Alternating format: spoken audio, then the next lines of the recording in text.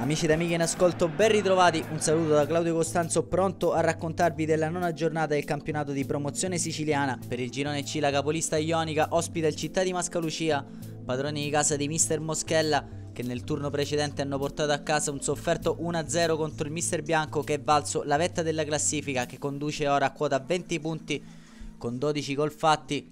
Risultano il sesto miglior attacco del campionato, sicuramente la forza è la miglior difesa, che con appena 2 reti subite è la prima dell'intero campionato.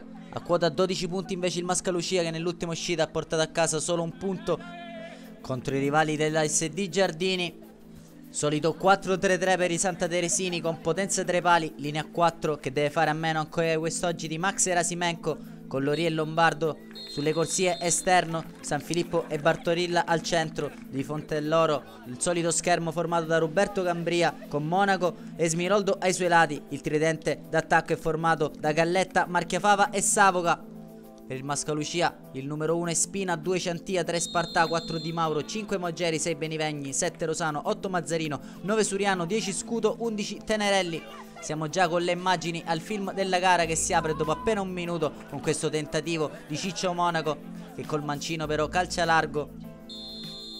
Passano appena 2 minuti e lo stesso Ciccio Monaco raccoglie un cross dalla destra del sempre presente Marco Loria, che questa volta non riesce a battere l'estremo difensore Spina.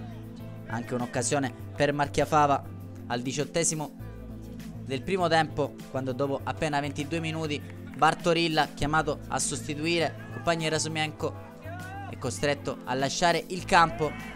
Si vede in attacco solo al 39esimo il Città di Mascalucia, con questo tiro sballato di Suriano.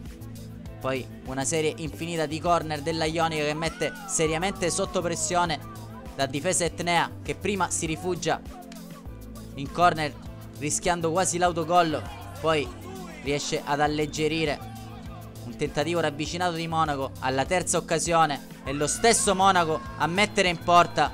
Il direttore di gara De Francesco però segnala una carica sull'estremo difensore Spina, risultata piuttosto dubbia dal nostro rallenti. Ennesima occasione per Monaco, che cerca ripetutamente il gol quando è il termine della prima frazione di gioco e siamo ancora sul risultato di 0-0. È stato comunque un dominio della formazione di Mister Moschella, e dopo un meritato riposo le due squadre torneranno in campo. Stessi 11 per i Santa Teresini, un cambio per la formazione etnea.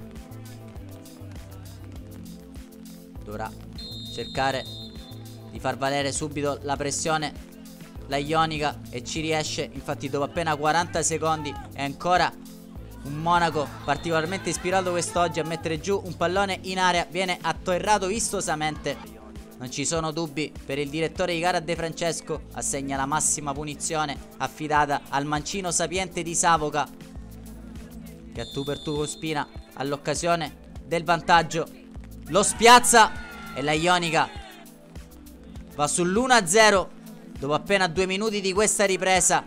E Alessio Savoca a portare in vantaggio i Santa Teresini. Dopo appena 60 secondi si ripete la Ionica. Questa volta è Galletta a raccogliere un cross dal binario esterno e a scaraventarlo in rete il capocannoniere di questa formazione.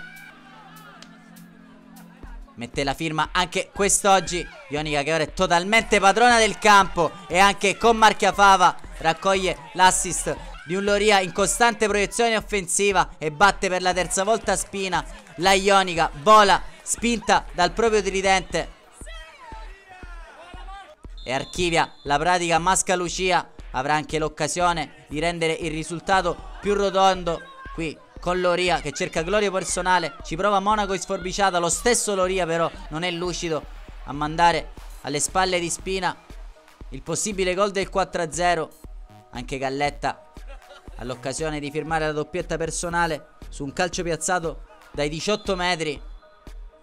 Sciupa tutto mandando sballatamente largo col destro. Nel finale di gara C'è spazio anche per le cosiddette seconde linee. Qua solo un intervento provvidenziale del difensore della formazione etnea nega il quarto gol alla formazione padrona di casa, che continua a macinare e a divorare occasioni da gol, con la testa forse già rivolta alla prossima sfida in quel di Merì, dove dovrà difendere la vetta della classifica. Qui ci prova anche con un rocambolesco tentativo Monaco, che per poco non sorprende l'estremo difensore Spina. Sicuramente il risultato tra i migliori dei suoi quest'oggi.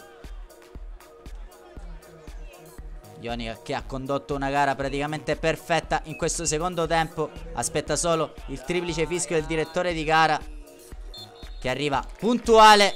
Game over a Santa Teresa, 3-0 per la Ionica, firmato Savoca, Galletta e Marchiafava. Sale a quota 23 punti la formazione di mister Moschella, che nel prossimo turno se la vedrà col Merì. E allora anche per quest'oggi da Claudio Costanzo non resta che ringraziarvi e darvi appuntamento al prossimo servizio.